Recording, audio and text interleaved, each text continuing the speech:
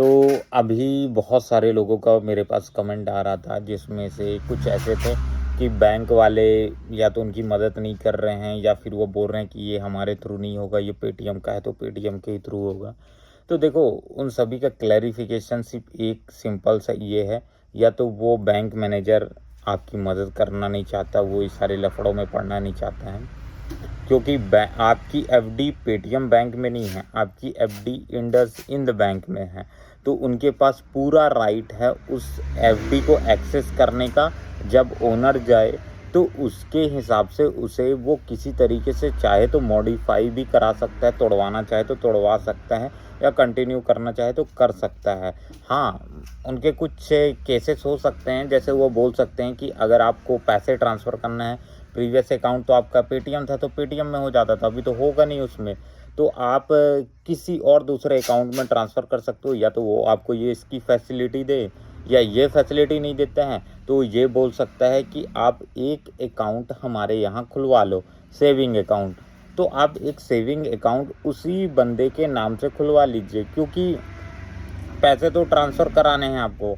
तो इन दोनों प्रोसेस में से कोई एक कंप्लाइंसेस को फॉलो कीजिए, या तो मैनेजर से बात करके आप उसे ट्रांसफ़र कराइए, या नहीं करता है देन एक सेविंग अकाउंट को खुलवा लीजिए। इससे क्या होगा कि आपका एफडी की सारी एडवाइसेस आप खुद देख पाएंगे, उसको ट्रैक कर पाएंगे, उसे डाउनलोड कर पाएंगे, और आपके पास अपने एफडी की कम से कम तो पूरी डिटेल तो आ जाएगी।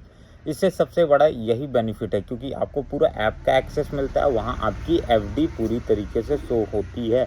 मैंने खुद अपनी मम्मी का कराया है, वहाँ पूरी एफडी उनकी शो हो रही है। और मैंने बैंक मैनेजर से भी बात किया था, तो उन्होंने कहा था कि अगर आप चाहो तो आप एफडी को तोड़वा सकते हो।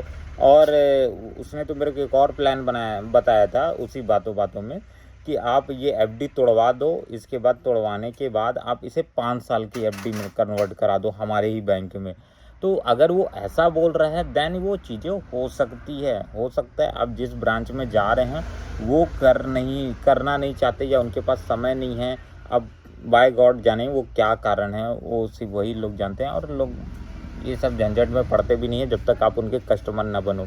तो कस्टमर बनिए सबसे पहले, मेरे हिसाब से ये सबसे बेसिक सोल्यूशन होगा, क्योंकि जैसे ही आप कस्टमर बनेंगे तो आपकी कंसर्न को सुनना उनकी मजबूरी बन जाएगी, उनको सुनना ही पड़ेगा, नहीं तो आप कंप्लेन कर सकते हो उसके लिए। तो सबसे बेनिफिट यही है। बाद में अगर आप उसे कंटिन्यू ना करना चाहें, अपनी एफडी तोड़वाइए, बैंक क्लोज कराइए अकाउंट।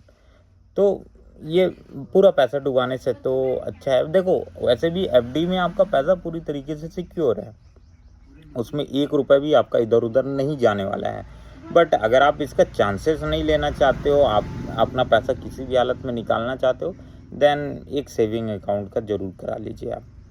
चलिए, आपके जो भी और दोस्त यार जो इस चीज़ों से को लेकर के बहुत ज़्यादा परेशान हो, तो ये वीडियो उन तक शेयर कर दीजिए। इससे क्या होगा कि उनको भी इस प्रॉब्लम के बारे में मालूम चलेगा, क्या सल्यूशन है। बहुत सारे मेरे फ्रेंड सर्कल में और बहुत सारे लोगों के पैसे अटके हुए, करीबन 800 करोड़ रुपए पेटीएम बैंक में अटके हुए हैं लोगों के। तो ज़्यादा से ज़्यादा वीडियो को शेयर कीजिए, ताकि भाई उन तक भी ये इन्फॉर्मेशन पहुँचे जो अपना एफडी का पैसा निकलवाना चाहते हैं। बाकी सेविंग अकाउंट का पैसा आपके अकाउंट में आएगा। देखिए, एक और चीज़ें मैं आपको बता देता हूँ इन सभी के ऐड ऑन में, जो बहुत इम्पोर्टेंट है। अगर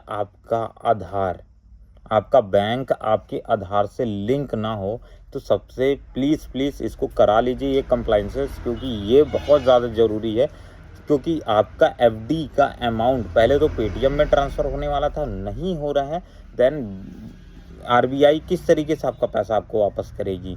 देन वो आपके आधार नंबर से, क्योंकि आपका जो पेटीएम बैंक था वो आपके फ़ोन नंबर से ही खुला हुआ था, तो उसी नंबर को आप ऐड ऑन कराइए अपने आधार के साथ, और आधार नंबर से जो बैंक लिंक कराओगे आप, उसी बैंक में ही आपका पैसा बाद में ट्रांसफ़र होगा मैच्योरिटी के बाद, अगर आप उसे रिन्यू नहीं कराते हो तो यही एक सिंपल सा प्रोसेस है। इसको तो कम से कम करा ही लीजिए, ताकि आपकी एफडी कंटिन्यू रहे और आपको उसका बेनिफिट मिले, और आप चाहो तो उसे ट्रांसफ़र करा सको।